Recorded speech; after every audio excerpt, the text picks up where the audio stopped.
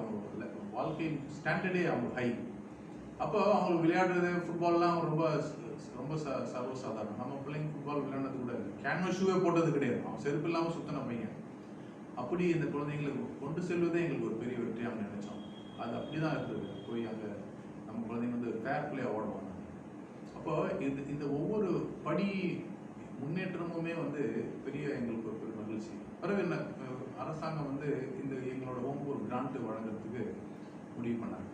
அந்த கிராண்டே வந்து எங்களுக்கு கிடைச்ச ஒரு பெரிய ரெகக்னிஷனை தான் நாங்கள் நினைச்சோம். அது பெரிய தொகை இல்லாட்டாலும் அரசாங்கத்தினுடைய ஒரு ரெகக்னிஷனாக அந்த ஒரு கிராண்ட் இருக்கு.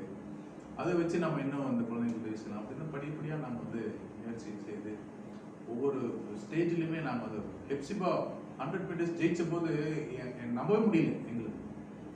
அந்த ஹெப்சிபாவிலே நம்ப முடியல, அவ்வளோ பெரிய சாதனை. அதுக்கப்புறம் தான் மீடியா போய்